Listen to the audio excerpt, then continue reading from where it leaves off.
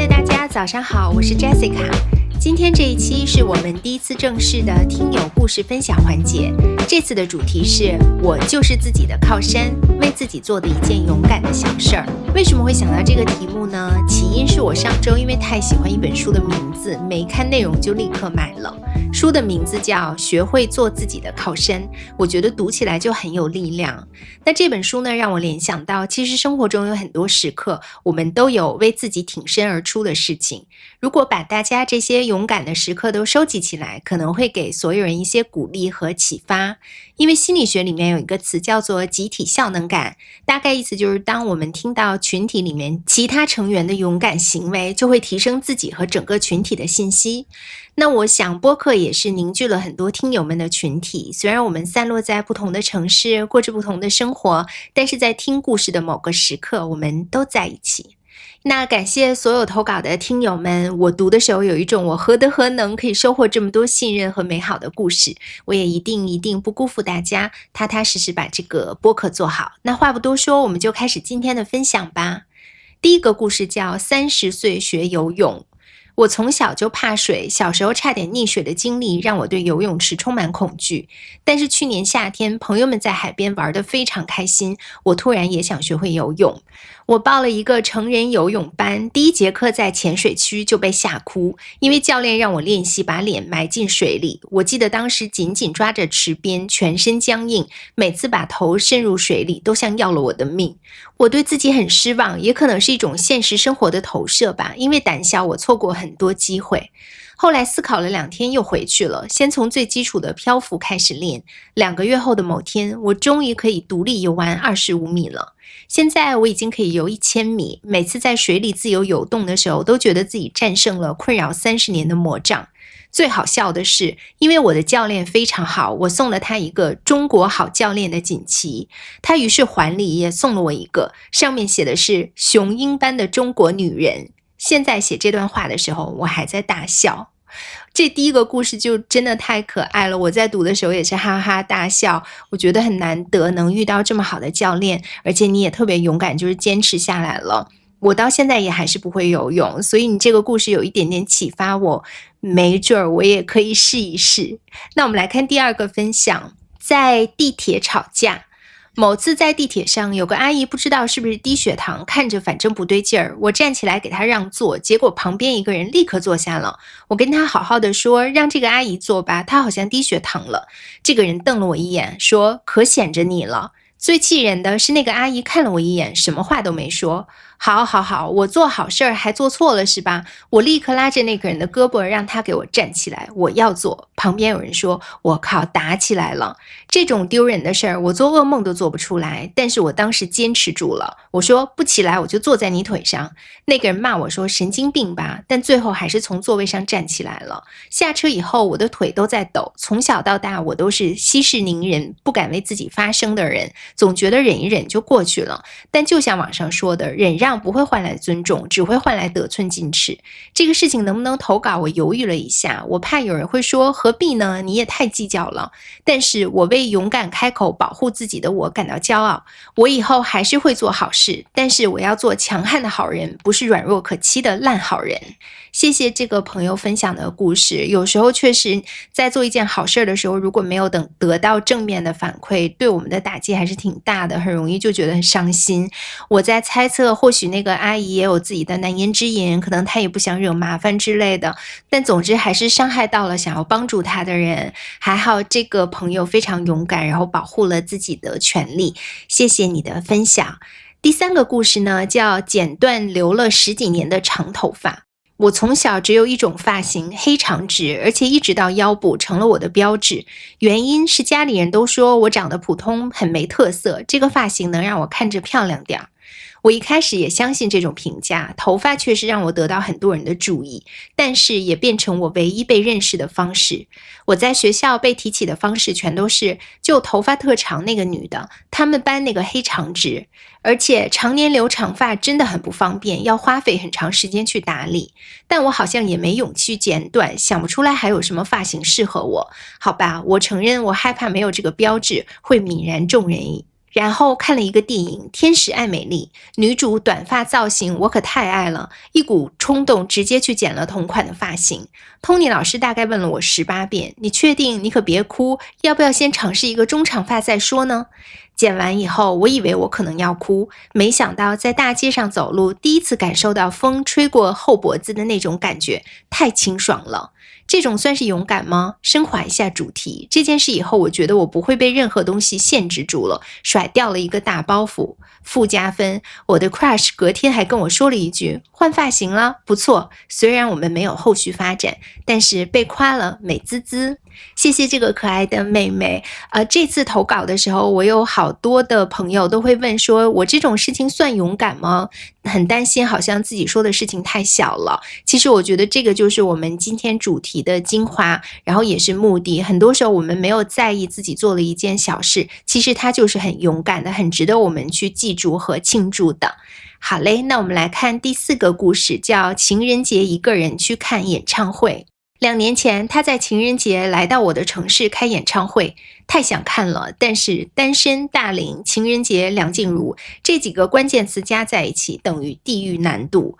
朋友们都不能陪我看，闺蜜说你就去看，梁静茹不是有《分手快乐》这种歌吗？没准儿很多都是一个人去看的。什么歪理，毫无说服力。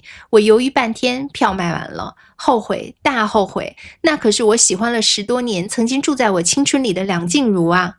结果第2次开票了，我买上了。当天晚上确实很多情侣，我也坐在2队的中间，但是没有预想中的尴尬，大家都专注听歌拍视频，气氛非常好。单身的我度过了一个美好的情人节，感受到离婚以后的梁静茹虽然仍然感性，但是坚定洒脱了很多。别人单着可能是不想谈恋爱，但我是被动的，所以大龄单身让我经常陷入焦虑和自我怀疑。但是我勇敢的一个人在情人节看了一场演唱会，听重新恢复单身的梁静茹唱了很多首情歌，想象中的尴尬、难过、别扭都没有发生。现在我还单着，但是比以前少了很多焦虑，我可以一个人享受很多时刻了，看演唱会、吃饭、旅游，谢谢勇敢的我自己。这个故事真的太美好了，而且我觉得人与人的缘分真的很奇妙，因为我相信我们2个应该看的是同一场演唱会。我也是在情人节看了这一场梁静茹的演唱会，而且当时的气氛确实特别好，所以为你开心。第5个故事叫在相亲现场逃跑。我相信绝对不止我一个人做过这种事儿，如果重复了投稿就不要分享我的了。但我想说这位姐妹，我必须要分享你的，因为你写的太可爱太幽默了。我大姨给我安排了一个相亲，对方是她朋友儿子的大学同学，据说各方面条件都很不错，要不是留学刚回来认识人少，根本不用相亲。我在心里边立刻脑补了欢乐颂的某个场面，就是女主跟国外留学回来的某人相亲，那个男的装得不得了。看照片不错，见面竟然不是照片，加分。点菜先问我的意见，很细心，发现我声音有点哑哑的，避开了所有带辣椒的菜，再加分。我对自己的偏见感到愧疚，对爱情向我招手感到兴奋，但他开始指点江山了，说这次回来家里边变化很大，欣慰的仿佛他参与了祖国建设，又说国民素质还需要提高，是我们都爱了他的眼。忍受半小时以后，菜上的差不多了，他开始用英语给每道菜做翻译，我绝不夸张，是每一道菜。我一点食欲都没了，想找借口先走，但是后面想想肯定又会面对各种解释，而且我们已经互加微信了。想了半天，我干脆直接说，我觉得我们不适合，你看着也挺忙的，就不耽误你吃饭了，祝你找到合适的人。说完我就站起来狂奔，走出好一段路才反应过来，我刚才居然就这么跑了。后续是我妈和我大姨联合起来一起骂我没礼貌，好高骛远，让大姨不好做人。我顺势就说，那以后别给我介绍相亲了，我不适合。看，勇敢一次，我就实现了不相亲自由。这个故事是不是很可爱？我觉得你描写的特别的生动，我好像坐在你们对面，然后参与了这场相亲一样。谢谢你的分享。第6个故事，作为一名在校大学生，我曾在期末周的下雨天把伞放在图书馆集中放湿伞的区域，因为没吸取教训，我接连丢了3把伞，其中还有向室友借的，这让我对这种顺手牵羊的人深恶痛绝。上个学期的一个下雨天，我撑着伞去教学楼上课，把湿哒哒的伞放在教室门口，上完1节课出来，伞不翼而飞了。我又气又急，立刻申请调监控。通过监控，我不仅看到了偷伞人的正脸，还发现他不是只拿了我的伞，而是在走廊里面挑挑拣拣拿走了好几把。监控显示，这个人偷完伞往校外走了，看起来可能是外校人员，出了校门就超过了监控范围。我问保安叔叔该怎么处理，他说对方不是校内人员，处理起来比较麻烦。我想报警却有点犹豫，毕竟是件小事儿，涉及的金额也不大，而且我从来没有过报警的经验。但一想到之前丢伞的委屈，还有这个人的嚣张行为，我还是下决心报警。没想到当天下午，警察就把所有被这个人偷的伞都追了回来。我没有被动接受，当机立断地申请了调监控，用实际行动维护了自身利益。这份执行力让我倍感欣慰，同时也克服了对报警的陌生和犹豫，勇敢地向警方寻求帮助，学会了用合法途径解决问题。谢谢这个妹妹的分享，确实有时候想到为了一件小事情可能不值得报警，然后就会犹豫。但是呢，其实你这个行为不仅仅保护了自己，然后获得了赔偿，最重要的事情，我觉得校外的人士进到校内，然后随便的偷东西，其实对好多人来说都是一个很危险的事情。所以其实你也保护到了学校的所有的同学们。那我们来看第7个分享。反抗校园霸凌。初中的时候，我被班上几个女生欺负，她们偷我的东西，在背后说我坏话，全方位试图孤立我。但因为做的不太过分，我还有其他好朋友，所以他们这些小动作对我影响不大，我忍住了。结果他们几个越来越过分，开始挑拨离间我跟其他同学的关系，还造谣说我喜欢数学老师。我跟班主任说了，老师找他们谈没有用，而且还让他们鄙视我，说就会告老师，你是不是找数学老师去哭啦？说得越来越恶心。周围也开始有一些同学跟着闹，就因为我是数学课代表，老师比较年轻，单身，对我很好。有一次他们把我的手链扯断了，还说怎么啦，这么生气，手链是数学老师送你的吗？正好下一节课就是数学课，我做了一件非常勇敢的事儿，至少我自己这么觉得。我在上课的时候举手站起来大声说，连老师、某某某某和某某某3个人一直说我喜欢你，给我造谣，还说你给我买了手链，我说了他们不信，要不老师您自己跟他直接澄清吧。全班鸦雀无声，数学老师大概灵魂出窍了有半分钟，让我和那几个女生全部到办公室去。结局就是数学老师要求他们公开在班上给我道歉，班主任开了校园林霸的教育会，叫了他们的家长。我赢了，以后在班上没人敢欺负，给我开玩笑。我相信同学在背后肯定讨论过我，但是我不管，不在乎了，我觉得我特别勇敢。另外想提醒，如果被霸凌，别想忍忍就过去，你越软弱，他们越嚣张。谢谢勇敢的妹妹的分享。确实校园霸凌呢，这一件事情对于我们很多人的影响，甚至是可以造成一生的伤害。所以呢，如果大家真的遇到校园霸凌，或者只是有这个苗头，也一定要告诉家长，然后告诉老师，不要自己硬扛。下面一个故事叫向暗恋的人表白。暗恋部门的同事2年，第一眼就喜欢上了程度，但是他有女朋友。这2年我一直单身，因为遇见的人都会拿他跟对方比。他跟女朋友分手以后，闺蜜说机会来了，快表白。我不敢，甚至盼着他赶紧结束单身，或者心里还有一个幻想，万一他也喜欢我，会不会先跟我告白呢？结果他离职，领导请全部门聚餐，顺便给他践行。可能气氛到了，而且我知道再不说就没机会了。他买烟的时候，我跟着出去了。人生第一次跟男生主动表白，被拒绝，发了好人卡。果然，男生如果喜欢你就会主动。相处2年都没有行动，他确实不喜欢我。但是我竟然没有因为一次外向造成终身自闭，被拒绝的感觉原来没有那么差，可能也是因为对方表现得很有品。总之，这次勇敢表白以后，我对害怕被拒绝、害怕尴尬这种事情就免疫了，不枉费我暗恋2年的苦，也算是一种回报。越挫越勇就是我现在的男朋友，也是我主动表白的，成功了。果然下一个更好，他小帅，人品好，上进，贴心。所以某人，如果你听见投稿，请勿介意，我这不是夸你了吗？这个朋友的分享真的非常的可爱，而且你是借着投稿在跟我们秀恩爱吗？但是这个狗粮我们吃得很开心。下面一个，在公司年会上跳宅舞。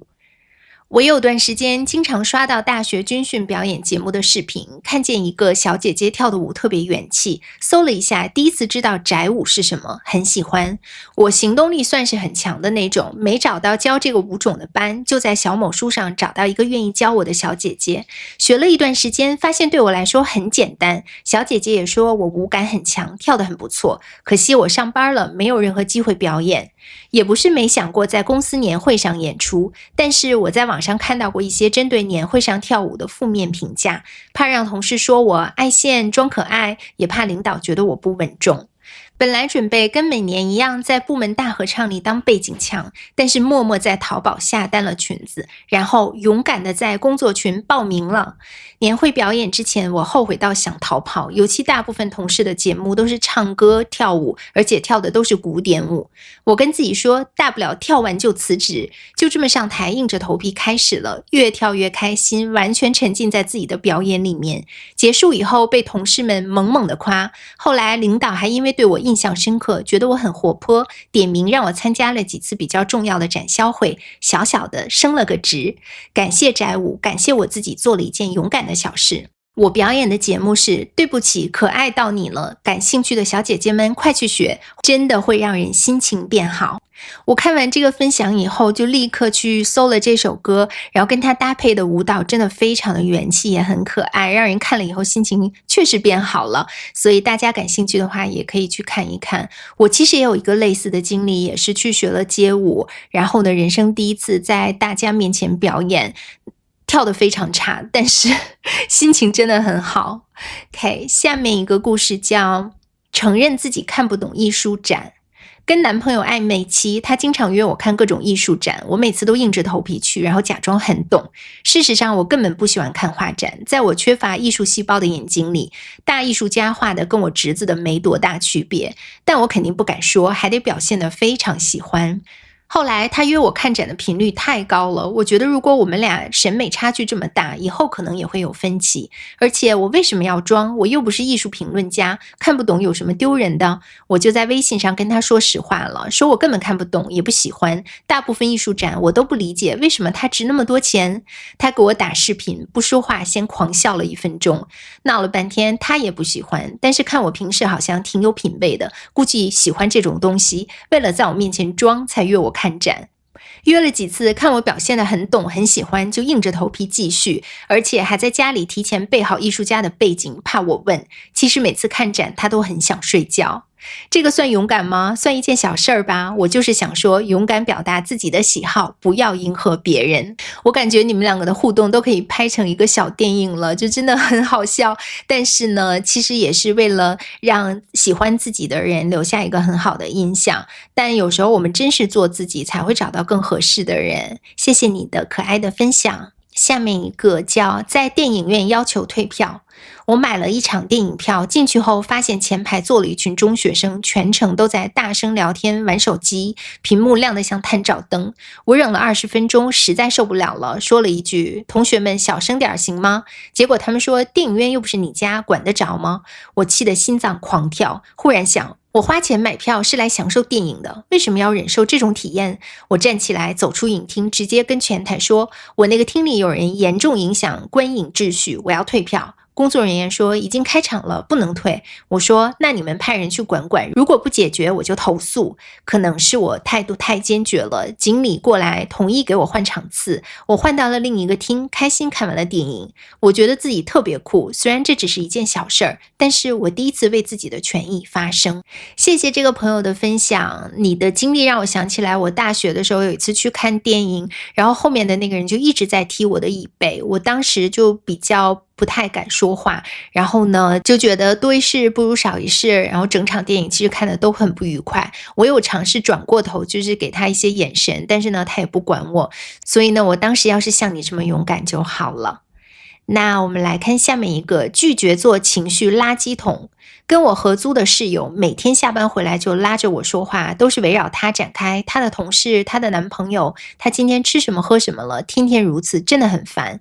而且我有时候下班挺累的，不想说话，听她讲话很累，全都是她的情绪。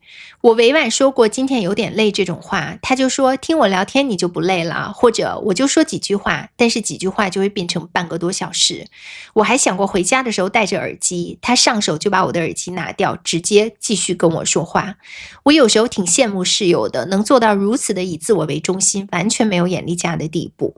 后面为了躲开他，我甚至下班不回家，在外面待着。有一天天气特别冷，我只想回家躺着看剧，于是鼓足勇气，非常明确地跟他说，我下班以后特别累，以后都不想聊天。说完直接回房间了。后面他给我脸色看，我就当没看见。我可能失去了一个友善的室友，但是把我自己的时间拿回来了。我号召大家拒绝做别人的情绪垃圾桶，从一次勇敢的小事做起。谢谢这个朋友的分享，我们好像人生中多多少少都会有变成别人情绪垃圾桶的这样的经历。我以前也是不太好意思说，但是呢，很多时候你越不说，对方越觉得可能你还挺想听的，或者他也根本就没有在意你到底对这个对话有什么自己的输出，他就是想找一个人把所有的情绪都倒出来。那这个对于我们来说呢，其实不是听听就算了，我忍一下就听他唠叨，好像对我也没有什么伤害，除了浪费时间。其实呢，在心理学里面也讲过说，如果一个人长期的受到另外一个人的负面情绪的影响，不停的在听这些负面的信息，那对我们的心情也会有很不好的影响。所以呢，就像这个朋友说的，我们要拒绝成为别人的情绪垃圾桶。今天的最后一个故事呢，叫退出有毒的朋友圈。我有一个从高中就认识的朋友圈，5、6个女生，关系特别好。但是这几年我越来越感觉不舒服，她们聚在一起说的基本都是别人的八卦和坏话，让我怀疑我不参加聚会的时候，她们是不是也在讨论我。有一次聚起来，他们又开始八卦一个共同认识的朋友，说他离婚啦，肯定是自己有问题，各种幸灾乐祸。